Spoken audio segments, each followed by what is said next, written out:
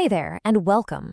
For so many of us, the idea of investing in property, well, that's the dream, right? It's seen as the ultimate path to building real, lasting wealth. But turning that dream into a profitable reality, that takes a solid plan. And that's exactly what it is. Property isn't just about owning a building, it's about creating a source of passive income. It's a fantastic hedge against inflation, and it's a foundation for your long-term financial security. It's a seriously powerful tool for your future. But yeah, that is the big question, isn't it? It can feel pretty overwhelming. You've got so many options, so much data flying around, and let's be honest, a lot at stake. So how do you even take that first crucial step? Well, that's exactly what we're here to do today. We're going to cut through all that noise. Consider this your clear, actionable guide, your blueprint for navigating the South African property market. Okay, let's get right into it. First things first, before you even think about scrolling through property listings, the single most important investment you can make is in your mindset. Getting this part right from the get-go is absolutely critical. And this slide right here, this lays out the biggest mental shift you need to make. See, buying a home for yourself is all about emotion. You're thinking, do I love the kitchen? Is it close to good schools? Where will my couch go?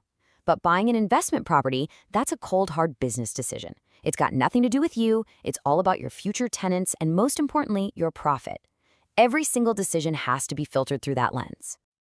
Okay, so once you've got that investor's hat on, it's time to pick your strategy. And look, this is not a one-size-fits-all kind of deal. What's right for you really depends on your goals, your appetite for risk, and frankly, how much time you're willing to put in. So let's just ask it straight up. What are you after? Are you looking for a steady check every month? A quick big profit? Or are you maybe looking for a more passive, hands-off kind of approach? The answer to that is going to point you down the right path. All right, this table breaks down the three main routes you can take. First up is buy-to-let. This is the classic play for getting consistent rental income. But notice that high effort level. You're a landlord. Also, that income gets taxed at your personal rate, which can go all the way up to 45%. Then there's property flipping. The goal here is a quick profit from a sale. But again, it's high effort, and that profit is also taxed as income. And finally, you've got REITs. That stands for real estate investment trusts. This is your low-effort, hands-off option. You're basically buying shares in a big portfolio of properties, which gives you diversification and dividends without any of the landlord headaches. Okay, so you've got your mindset sorted and a strategy in mind. Now we get to the million-rand question. Where in South Africa should you actually be putting your money? Let's start with a really eye-catching number, especially if your goal is pure growth, 8.5%. That's the forecasted annual property price growth for Cape Town in 2025. If you're playing the long game and you want the value of your asset to climb, a number like this is music to your ears. But hold on, what if cash flow is your main goal? What if you want money in your pocket every month? Well, then this is the number you need to see, 11.38%. That's the average rental yield in Johannesburg, making it a real powerhouse for any investor focused on generating strong, consistent rental income.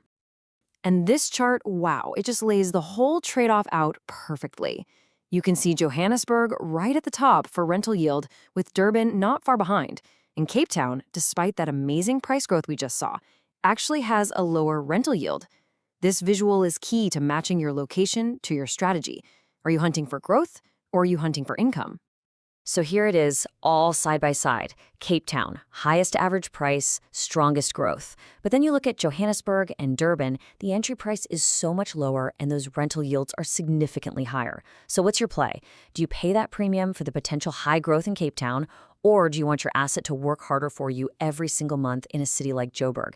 That is the core decision you have to make. All right, let's say you've picked your city, you have a property in mind.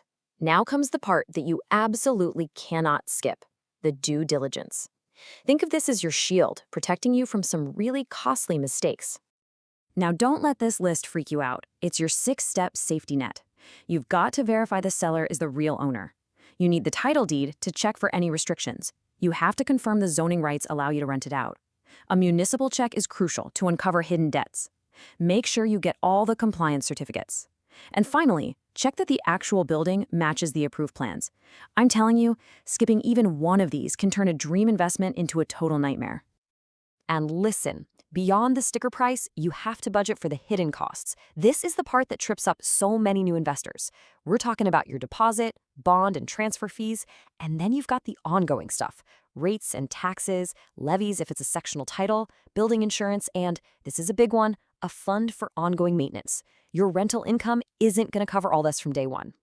So you've done all your homework, you've signed on the dotted line, and you've bought the property. Congratulations.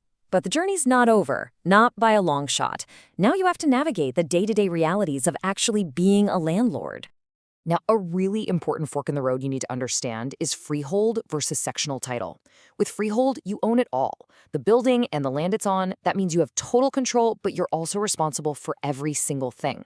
With a sectional title, like an apartment or in a complex, you own your unit and a share of the common areas. The whole thing is managed by a body corporate, and you pay the monthly levies to handle the big stuff like security, pools, and external maintenance. And of course, we have to talk about the risks. You need to be prepared for them. It's possible you'll have tenants who don't pay, which can lead to really tough eviction processes. Things will break unexpectedly. A burst geyser doesn't care if it's a convenient time. You have to have a financial buffer for periods when the property is empty, and you have to be aware that bigger economic shifts can affect your property's value. And whatever you do, please, please, please avoid these super common tax traps. Number 1, you have to declare all of your rental income, no exceptions. Number 2, yes, you can deduct expenses like bond interest and rates, but you need proof, receipts for everything, no guesstimating. And number 3, when you eventually sell the property, don't forget that your profit is subject to capital gains tax, so keep good records right from the very beginning. So, when you boil it all down, here's the bottom line. Property investment is definitely complex, but it is absolutely achievable. Think of this explainer as your blueprint, your starting point. But honestly, the smartest move you can possibly make on this journey is to surround yourself with professionals, a great conveyancer, a sharp tax advisor, and an experienced estate agent. Their guidance is what will turn your good plan into a truly great and profitable investment.